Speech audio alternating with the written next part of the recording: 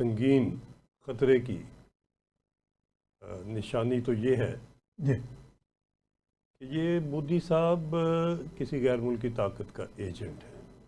صحیح کہا آپ نے. اور وہ غیر ملکی طاقت کوئی اس علاقے میں لمبی جنگ،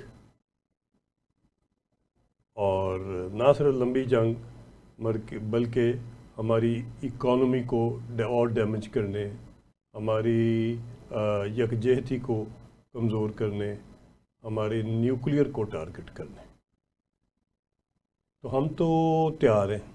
جی شاید ان طاقتوں کو پتہ نہیں ہے کہ ہمارے اندر ایمان کا جذبہ، جہاد کا جذبہ، مر مٹنے کا جذبہ، شہادت کا جذبہ کتنا ہے. وہ پھر اشعار پڑھی تھے، شہادت ہے مطلوب و مقصود مومن. ہم تو پیدا ہی ماں کی گود میں شہید ہونے کے لیے ہوتے ہیں، اور سینہ تان کے وہ فیملیاں ساری عمر ان کی عزت اور احترام اور ان کو سب سے زیادہ آگے تصور کیا جاتا ہے جس فیملی میں کوئی شہید ہو. جی ہمارے تو شہید ایک نہیں، ہماری تو مثالیں سنہری لفظوں میں ہماری تاریخ کی لکھی ہوئی ہیں. کل کی تاریخ یہ تھی جی کہ ایک کرنل صاحب شہید ہوئے آزاد کشمیر سے، اور کل کے انڈین کے اٹیک میں ان کا بیٹا 6-7 سال کا جی جی ارتضا نام تھا بچے کا، ارتضا، وہ بھی شہید ہوا. ارتضا شہید اپنے باپ کے ساتھ، باپ بیٹا شہید ہوئے. اور یہ ہمارے لیے ایک میسج دے گئے کہ ہم نے ابھی یہ جو ہندو غزوہ ہند ہے اس کو ہم نے آسان نہیں چھوڑنا. ہم نے کسی کے ریموٹ کنٹرول کے کہنے پہ یہ اپنے ایکشن بند نہیں کرنے. ہم نے لمبی جنگ کی تیاری کی ہوئی ہے. مودی تمہارے کان کھول کے سن لو، تمہارے سارے کمانڈرز کو میں کہہ رہا ہوں، تمہیں یہ چیپٹر نہیں کھولنا چاہیے تھا. تم نے بہانہ ڈالا، پہلے بھی تم نے ڈالا پلوامہ کا، ابھی تم نے پہلگام کا ڈالا. تم ہمیں ٹریپ کرتے ہو. تیرے کئی پیدا ہوئے تیرے جیسے اس قسم کے، اور کئی نے مسلمانوں کو ٹریپ کرنے کی کوشش کی. مسلمانوں میں یہ جو جذبہ جہاد اور جذبہ ایمانی ہے یہ تم لوگ پورا نہیں کر پا سکتے. ہم کسی بھی ٹیکنالوجی میں تم سے کم نہیں ہے. کسی غلط فہمی میں انڈر ایسٹیمیٹ نہ کرنا. بے شک وہ ایئر فورس کی ٹیکنالوجی ہے، وہ ڈرون کی ٹیکنالوجی ہے، وہ گنز کی ٹیکنالوجی ہے، وہ ٹینکس کی ٹیکنالوجی ہے، وہ ورٹیکل وار کی ٹیکنالوجی ہے، وہ سیٹلائٹ وار کی ٹیکنالوجی ہے. تم جدھر سے آؤ گے ہمیں پورا پاؤ گے، اور بھاگ کے جاؤ گے تمہیں جگہ نہیں ملے گی. اچھا کرنل صاحب، شہادت ہے جی جی مطلوب و مقصود مومن. شہادت ہے مطلوب مقصود مومن، نہ مال غنیمت نہ کشور کشائی. ہم تیری طرح الیکشن جیتنے کے لیے مسلمانوں کو اپنے ملک میں اور ملک سے باہر ٹارگٹ نہیں کرتے. ہم اپنے عوام کے ساتھ دھوکہ نہیں کرتے. تم سے اپنے عوام کے ساتھ، غریب لوگوں کے ساتھ جن کی روٹی روزی پوری نہیں ہوتی، تم جنگ چھیڑ کے بیٹھ گئے ہو. تمہیں تو بر صغیر میں امن کو لیڈ کرنا چاہیے تھا. تم تو ادھر لاہور میں ہمارے لیڈران کرام کے فنکشن پہ آئے تھے، تو ہم نے سوچا کہ یہ تو بڑا ویژن والا بندہ ہے، یہ تو امن کا اور خوشحالی کی علامت لگتا ہے. اور ہم نے دل کھول کے تمہیں نہ صرف ویلکم کیا، بلکہ ہم نے ادھر جدھر بھی تمہیں کوئی چیز بھی انڈیا کو یا کسی ہمسائے کو کراس بارڈر تنگ کر سکتی تھی وہ ہم نے ختم کر دی. یہ واجپئی کے ساتھ آئے تھے، اٹل بہاری واجپئی آئے تھے نا؟ جی جی یہ سر ابھی جماعت انہیں کی تھی، صفدر کی بیٹی کی شادی پہ. اچھا تب آئے تھے ریسنٹلی اوپر سے گزر رہے تھے، تو پھر یہ میاں صاحب کے جاتی عمرے میں آئے تھے. تو میں یہ کہہ رہا ہوں کہ ہم نے تو آپ کا بھی، ہم نے واجپئی کو بھی ویلکم کیا. ہم نے کبھی کمی نہیں کی. ہم نے کبھی دوستی کو دشمنی میں نہیں بدلنے دیا، مگر تم نے کبھی دشمنی کو دوستی کی طرف آنے نہیں دی. دیکھو، نہ سمجھو گے مٹ جاؤ گے ہندوستان والوں. تمہاری داستاں بھی نہ ہوگی داستانوں میں. واہ واہ، بالکل صحیح. تمہاری داستاں بھی نہ ہوگی داستانوں میں. ہم اتنے آرمڈ ہیں, ہم تمہیں سمجھتے ہیں, ہم تیرے سپانسر کو سمجھتے ہیں, ہمیں پتہ ہے کہ اسرائیل میں سے کون کون تمہارے پاس آ کے ایکسپرٹ بیٹھے ہیں, ہمیں پتہ ہے یہ ڈرون وہ کس قسم کے تمہیں دیے ہیں, کتنے لیٹسٹ ہیں, مگر فکر نہ کرو, اسرائیل ایک قدم ہے تو ہم 10 قدم. اچھا کرنل صاحب یہ بتائیں کہ عام آدمی یہ تصور لے کے بیٹھ گیا ہے کہ جی بس طیارے گرا دیے, ہم نے ڈیفینسو پہ ہیں, تو وہ میرا عام آدمی چونکہ اسٹریٹجی نہیں سمجھتا, اسی طرح ڈرون کے جی ہم پہ اندر آ گئے ہیں وہ ہم کیوں نہیں کرتے, میں عرض کروں, یہ تھوڑا وضاحت کریں جناب. دیکھیے بات یہ ہے, ٹیکنالوجی کی جنگ ہے.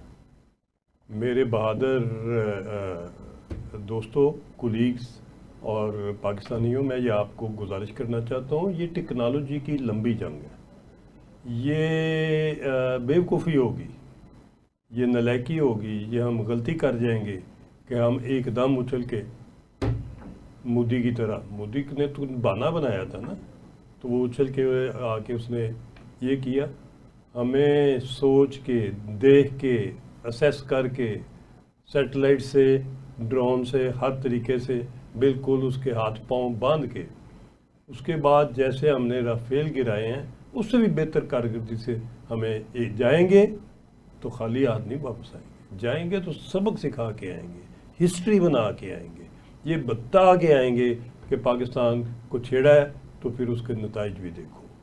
دیکھیے بات یہ ہے کہ جنگ سب سے مشکل اور انٹریکیٹ سائنس ہے, اور اس سائنس کو کئی سال ہم لوگ سیکھتے ہیں, پڑھتے ہیں, اس میں ایم فل کرتے ہیں, اس میں پی ایچ ڈیز کرتے ہیں, دنیا جہان کی جتنی جنگیں ہوئی ہیں جس جگہ بھی دہشت اس کو اسٹڈی کرتے ہیں کہ آتے کیا, دائیں سے کیسے آنا ہے, بائیں سے کیسے آنا ہے, ورٹیکلی کیسے آنا ہے, کون سی ویپن کس وقت استعمال کرنی ہے. یہ یاد رکھیے, جو ویپن ایک دفعہ جو مورچہ ایک جگہ ویپن فائر کر دیتا ہے, وہ مورچہ اپنی عمر ختم کر دیتا ہے, ایکسپوز ہو جاتا ہے. صحیح, وہ 5 منٹ کے اندر ہی کاؤنٹر کا فائر سے ختم کیا جاتا ہے. لوکیٹنگ ڈیوائسز ہے, جو ہی آپ ٹریگر دباتے ہیں آواز پیدا ہوتی ہے, ساؤنڈ کی آواز میں وہی کمپیوٹرائز ہو کے مینپولیٹ ہو کے ایگزیکٹ لوکیشن پھر آپ کو رد عمل آ جاتا ہے سامنے, 5 منٹ کے اندر آپ ہٹ ہو رد عمل آ کے تو آپ اس کو فارغ کر دیے. اس لیے حوصلہ کریں, آپ کی فوج سے زیادہ کمپیٹنٹ, بہادر اور نڈر اور دلیر کوئی دنیا کی فوج اور نہیں. کرنل صاحب یہ جو لاہور میں ہم ہر کمپٹیشن دنیا کا پیس ٹائم میں بھی اور وار ٹائم میں جیتتے ہیں. کرنل صاحب ہماری فوج ہاں جی, ہم نے 20 سال نہیں 40 سال مورچے میں گزارے ہیں. 79 سے بھی پہلے کے ہم شروع ہوئے ہیں, 71 سے بھی پہلے کے, 65 سے کیا تو 65 کی ہماری تو عمر ہی گزر گئی ہے. فوجی بیٹل اناکولیٹڈ ہے, ہم شہید بھی ادھر ہوتے ہیں, لڑتے بھی ادھر ہیں.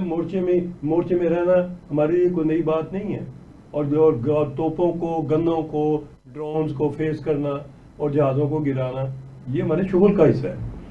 آپ اس شغل میں آپ کی طرح کوئی برگر قسم کی آرمی ہم نے نہیں باندھی ہوئی, ہم نے چھونیوں میں بٹھا کے ٹی بریکیں کرنے والی نہیں تھا.